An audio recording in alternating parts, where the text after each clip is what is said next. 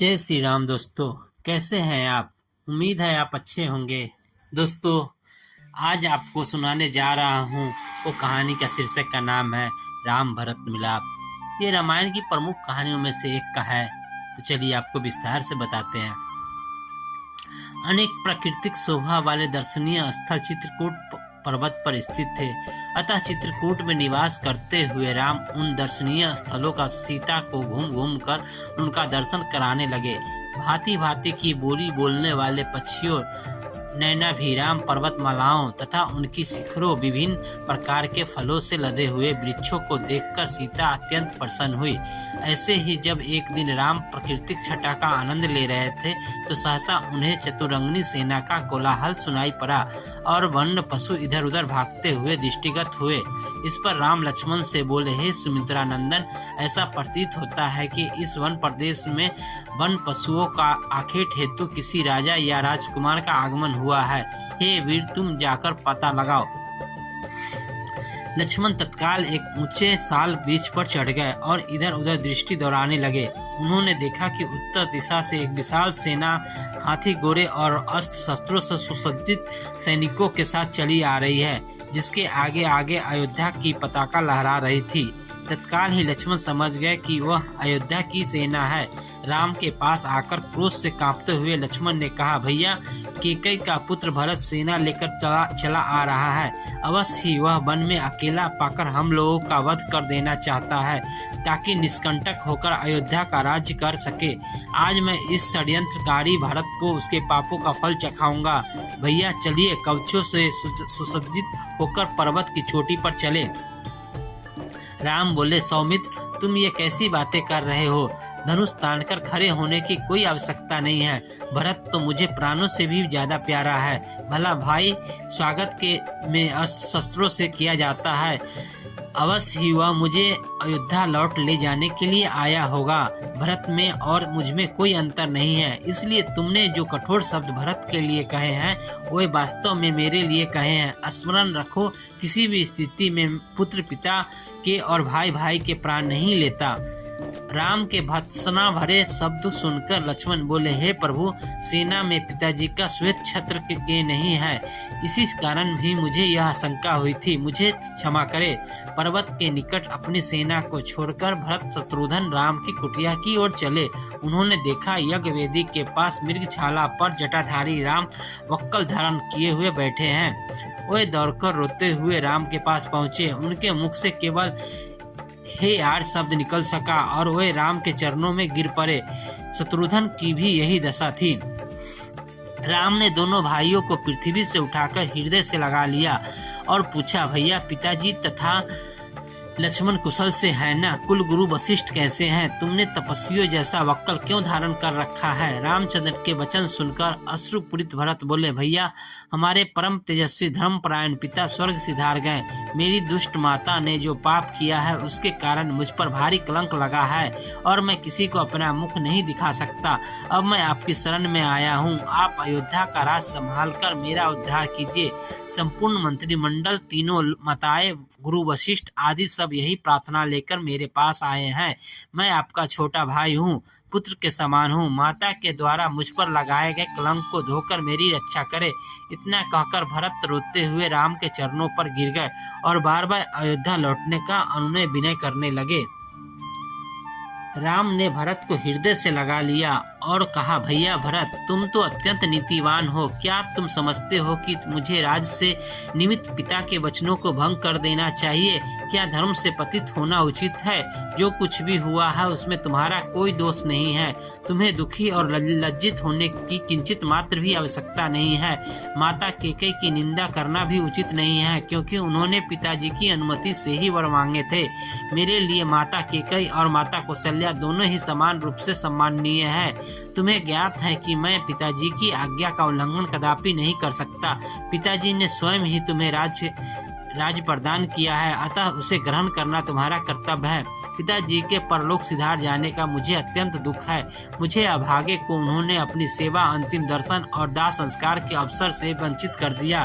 कहते कहते राम के नेत्रों से अश्रुधारा बह चली। फिर उन्होंने सीता से जाकर कहा, प्रिय, पूज्य पिताजी स्वर्गलोक सिधार गए हैं। तत्पश्चात लक्ष्मण को संबोधित करते हुए बोले, भैया अभी अभी मुझे यह समाचार भरत से प्राप्त हुआ है कि हम पितृविहीन हो गए हैं। इस सूचना को सुनते ही सीता और लक्ष्मण बिलख बिलख कर रो पड़े। इसके पश्चात राम ने प्रयास पूर्वक धैर्य धारण किया और सीता तथा लक्ष्मण के साथ मंदाकिनी के तट पर जाकर पिता को जलांजलि दी।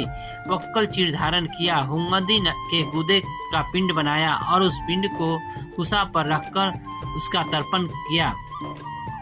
पिंडदान तथा स्नान इत्यादि से निर्वित होने के पश्चात वे अपनी कुटिया में लौटे और भाइयों के भुजाओं में भरकर रोने लगे। उनके अंतर्नाद को सुनकर गुरु वशिष्ठ तथा सभी रानियां वहां आ पहुंची। विलाप करने में वह रानियां भी सम्मिलित हुई। फिर प्रयास पूर्वक धैर्य धारण करके राम, लक्ष्मण और सीता ने सब रानियों एवं गुरु वशिष्ठ के चरणों की वंदना की। कुछ काल पश्चात सभी लोग रामचंद्र को घेरकर बैठ गए और महाराज दशरथ के विषय में चर्चा करने लगे। इस प्रकार वह रात्रि व्यतीत हो गई। प्रातः काल संध्या उपासना आदि से निर्वित होकर राजगुरु तथा मंत्रीगण के साथ लेकर भरत राम के पास आए और बोले, हे रघुकुल शिरोमणि, प्रतिज्ञाबद्ध होने के कारण पिताजी ने अयोध्या का राज मुझे प्रदान किया था। उस राज को अब मैं आपको समर्पित करता हूँ, कृपा करके आप इसे स्वीकार करें। राम ने कहा, भरत, मैं जानता हूँ कि पिता की मृत्यु और मेरे वनवास से तुम अत्यंत दुखी हो, किंतु विधि के विधान को कौन भला टाल सकता है। किसी को भी इसके लिए दोष देने की आवश्यकता नहीं है। संयोग के साथ वियोग का भी और जन्म के साथ मृत्यु का संबंध है तो सदा ही चला आया है। हमारे पिता सहस्त्रों यज्ञ, दान, तप आदि करने के पश्चात ही स्वर्ग सिधारे हैं, इसलिए उनके लिए शोक करना व्यर्थ है। तुम्हें पिताजी की आज्ञा मानकर अयोध्या का राज करना चाहिए और मुझे भी उनकी आज्ञा का पालन करते हुए वन में निवास करना चाहिए। ऐसा न करने से मुझे और तुम्हें दोनों को ही नरक की यातना भुगतनी पड़ेगी। राम के ये तर्कपूर्ण वचन अकट्टे थे। इन वचनों को सुनकर भरत ने हाथ जोड़कर कहा, हे यार, इस दुर्घटना के समय मैं अपने नाना के घर में था। मेरी माता की मूर्खता के कारण ही यह सारा अनिष्ट हुआ। मैं भी धर्म का कुछ ज्ञान रखता हूँ, इसलिए मैं आपके अधिकार का अपहरण कदापि नहीं कर सकता। आप क्षत्रिय हैं और क्षत्रिय का धर्म जटा धारण करके तपस्वी बनना नहीं अपितु प्रजा का पालन करना है। आपसे आयु, ज्ञान, विद्या आदि सभी में छोटा होते हुए भी मैं सिंहासन पर कैसे बैठ सकता हूँ। इसलिए आपसे प्रार्थना करता हूँ कि आप राज सिंहासन पर बैठकर मेरे माता को लोक निंदा से और पिताजी को पाप से बचाइए, अन्यथा मुझे भी वन में रहने की अनुमति दीजिए। रामचंद्र ने भरत को फिर से समझाते हुए कहा, पिताजी ने ये तुम्हें राज प्रदान किया है और मुझे 14 वर्ष के लिए वनवास की आज्ञा दी है। जिस प्रकार मैं उनके वचनों पर श्रद्धा रखकर उनकी आज्ञा का पालन कर रहा हूँ, उसी प्रकार तुम भी उनकी आज्ञा को अकाट्य मानकर अयोध्या पर शासन करो। उनके वचनों को यदि हम अवहेलना करेंगे तो उनकी आत्मा को कलेश पहुँचेगा। तुम्हें राजकार्य में समुचित सहायता देने के लिए शत्रुघ्न तुम्हारे साथ ही है। पिताजी को अपनी प्रतिज्ञा के ऋण से मुक्ति दिलाना हम चारों भाइयों का कर्तव्य है। रामचंद्र के वचनों को सुनकर अयोध्या के अत्यंत चतुर मंत्री जावली ने कहा, हे रामचंद्र, सारे नाते मिथ्या है। संसार में कौन किसका बंधु है। जीव अकेला ही जन्म लेता है और अकेला ही नष्ट होता है। सत्य तो यह है कि संसार में कोई भी किसी का संबंधी नहीं होता। संबंधों के माया जाल में फंसकर स्वयं को नष्ट करना बुद्धिमानी नहीं है। आप पितृ ऋण के मिथ्या विचार को त्याग दे और राज को स्वीकार करे। स्वर्ग, नरक, परलोक कर्मों का फल है आदि सब काल्पनिक बातें हैं। जो प्रत्यक्ष है वही सत्य है। परलोक की मिथ्या कल्पना से स्वयं को कष्ट देना आपके लिए उचित नहीं है। जावली के इस प्रकार कहने पर राम बोले, मंत्रीवर, आपके ये नास्तिक विचार मेरे हित के लिए उचित नहीं है, वरन ये मेरे लिए अहितकारी है। मैं सदाचार और सच्चरित्रता को अत्यधिक महत्व देता हूँ। यदि राजा ही सत्य के मार्ग से विचलित होगा तो प्रजा भी उसका ही अनुसरण करेगी और कुपथामनी हो जाएगी। मैं आपके इस अनुचित मंत्रणा को स्वीकार करने में असमर्थ हूँ।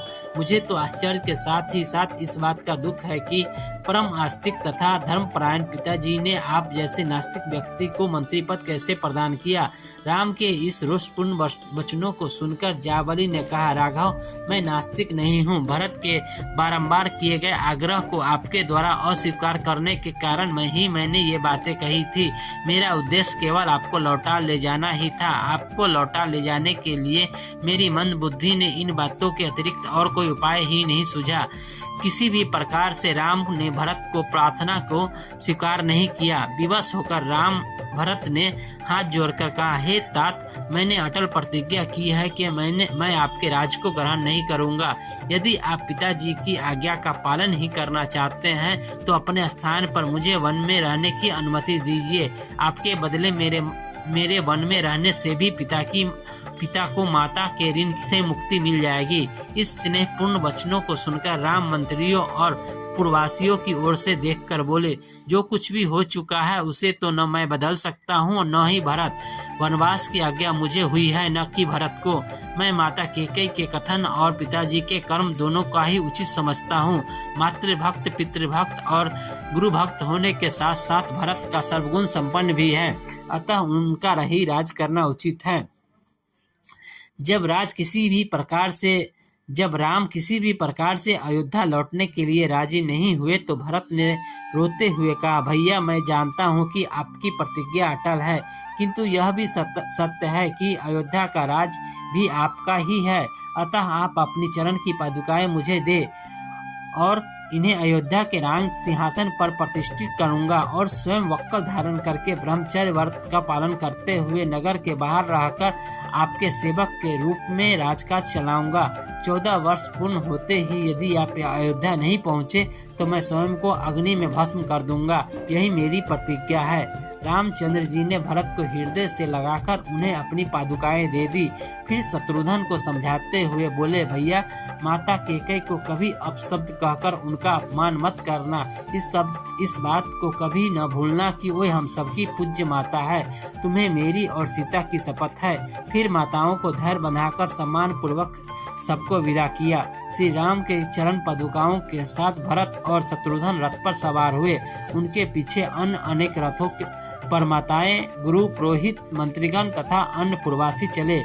सबसे पीछे सेना चली। उदास मन लिए हुए सब लोग 3 दिन में अयोध्या पहुँचे। अयोध्या पहुँच जाने पर भरत ने गुरु वशिष्ठ से कहा, गुरुदेव, आपको तो ज्ञात ही है कि अयोध्या के वास्तविक नरेश राम है। उनकी अनुपस्थिति में उनके चरण पादुकाएं सिंहासन की शोभा बढ़ाएगी। मैं नगर से दूर नंदीग्राम में पर्णकुटी बनाकर निवास करूंगा और वहीं से राजकाज का संचालन करूंगा। फिर वे नंदीग्राम से ही राम के प्रतिनिधि के रूप में राज का संपादन करने लगे। तो ये थी आज की कहानी। आपको कैसी लगी कृपया कमेंट बॉक्स में जरूर बताइएगा। जय श्री राम। धन्यवाद।